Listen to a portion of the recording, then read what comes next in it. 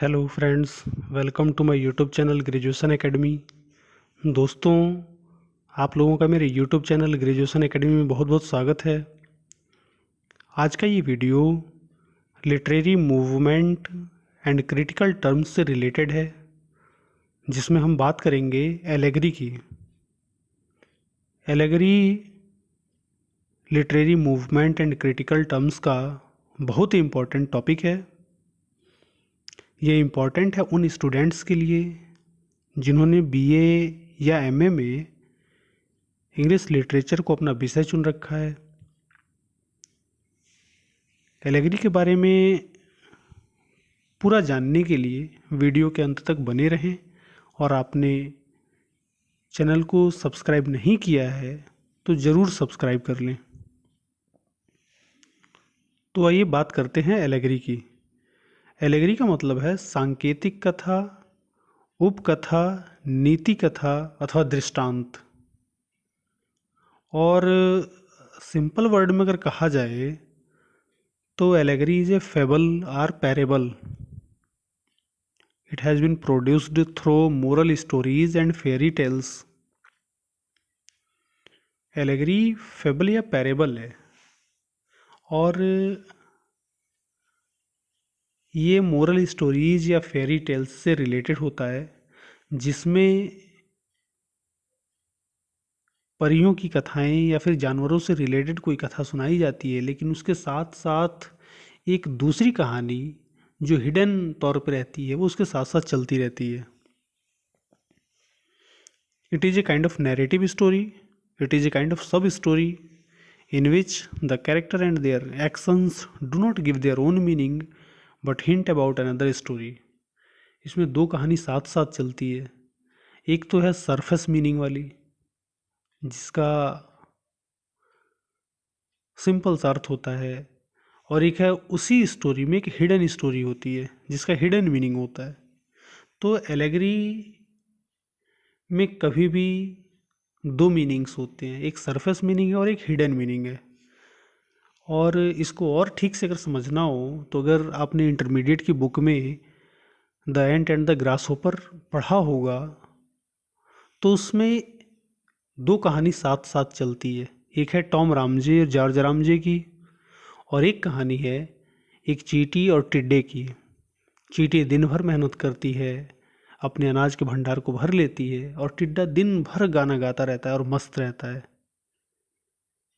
और चींटी और टिड्डे की कहानी के साथ साथ जॉर्ज रामजे और टॉम रामजे की कहानी भी उसके साथ साथ चलती रहती है। तो इस कहानी में चींटी और टिड्डे की जो कहानी, इसी को फेबल कहा जाता है या पैरेबल कहा जाता है। तो एलेगरी में यही होता है कि दो कहानियाँ साथ साथ चलती रहती हैं। एक जो कहानी होती है उसका एक सरफेस मीनिंग होता है, और दूसरा उसका एक हिडन मीनिंग होता है। और इसका बेस्ट एग्जाम्पल है जॉर्ज ऑरवेल की एक बुक है एनिमल फार्म। एलेगरी का वो बेस्ट एग्जाम्पल है। तो आइए बात करते हैं अब एलेगरी के इस टॉपिक की, जिसका नोट्स यहाँ तैयार किया गया है। An allegory is a literary device. ये एक लिटरेरी डिवाइस है। It has two meanings, one is clear and other is complex. It is a short moral story often with animal characters. मतलब ये एक छोटी कहानी होती है जिसमें अक्सर जो कैरेक्टर्स होते हैं वो जानवर ही होते हैं, जानवर से रिलेटेड होते हैं, जानवर होते हैं या फिर कीड़े मकोड़ों से रिलेटेड। जैसे मैंने अभी बताया कि ant and the grass hopper.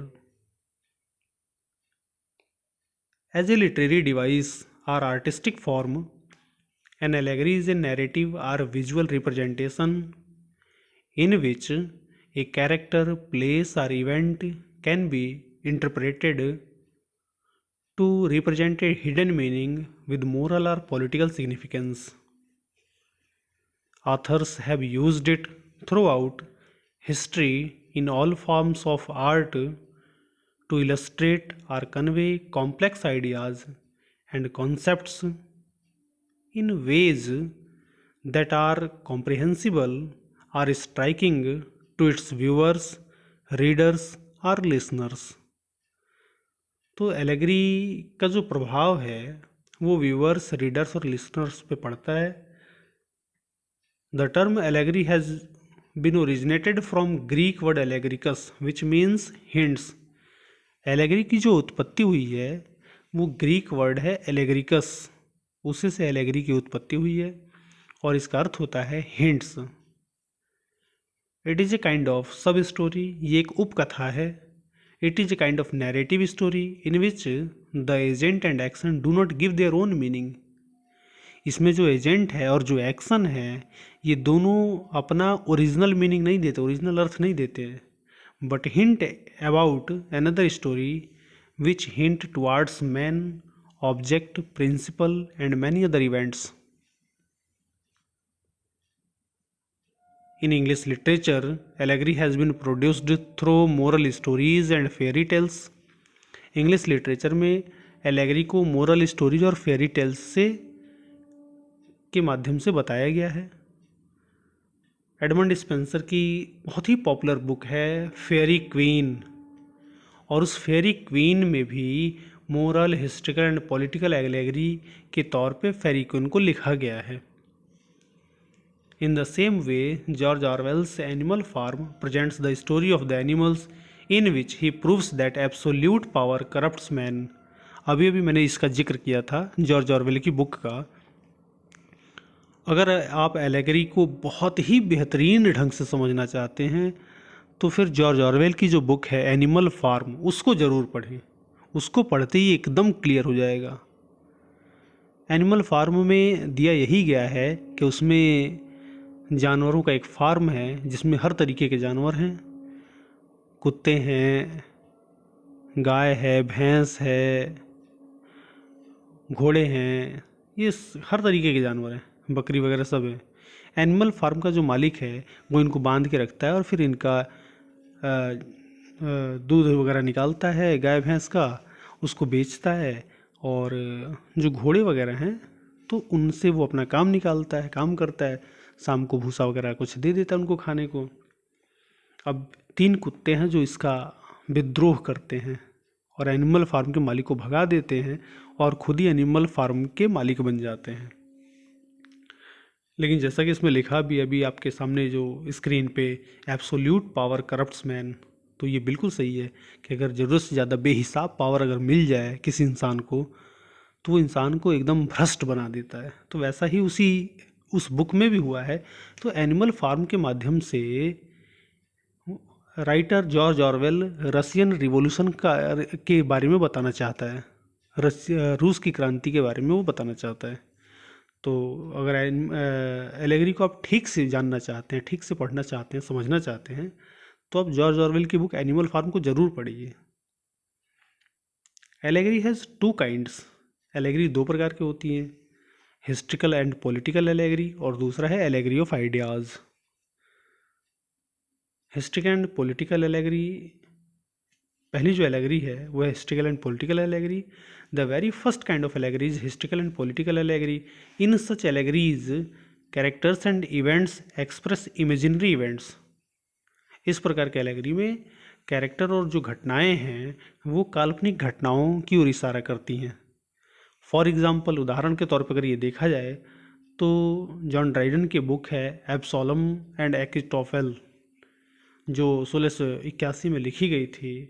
इसमें डेविड चार्ल्स सेकंड का प्रतीक है। Absalom is his son who is Duke of Monmouth. The biblical story described in it presents the political crisis in the contemporary England. और इसकी जो कहानी है वो उस समय के इंग्लैंड की कहानी है जब वहाँ पॉलिटिकल क्राइसिस चल रहा था। दूसरी जो एलेगरी है वो है allegory of ideas. In it imaginary characters express imaginary concept. इसमें काल्पनिक कैरेक्टर होते हैं और वो काल्पनिक कॉन्सेप्ट के बारे में बता रहे होते हैं। Its plot refers to some principles and concepts. John Bunyan's Pilgrim's Progress is one of the best examples of it. John Bunyan की एक बुक है पिलग्रिम्स प्रोग्रेस, ये इसका बेस्ट एग्जाम्पल है एलेगरी ऑफ आइडियाज़ का। In it there is a story of a pilgrim इसमें एक तीर्थयात्री की कहानी है। He is going towards a city, it is named celestial city. वो एक शहर की तरफ जा रहा है सेलेस्टियल सिटी के नाम से जो प्रसिद्ध है। He is checked by giant despair, उसको जायंट डिस्पेयर के द्वारा रोक दिया जाता है। He passed through shadow of death and vanity, his supporters are faithful and hopeful. From the outer surface it is journey. इसके दो मीनिंग हैं। अगर बाहरी सतह पे सरफेस मीनिंग के तौर पे ये देखा जाए तो ये केवल एक जर्नी है, केवल एक यात्रा है। But its allegorical meaning is that on the way of religion man gets both friends and foes. धर्म के रास्ते पे मनुष्य दुश्मन और दोस्त सबको पाता है। He gets faithful and hopeful as a friends and giant despair as enemy. Allegory and allegorical interpretation flourished in the Middle Ages and during the Renaissance. Thus, allegory is an extended narrative that carries a second meaning along with the surface story.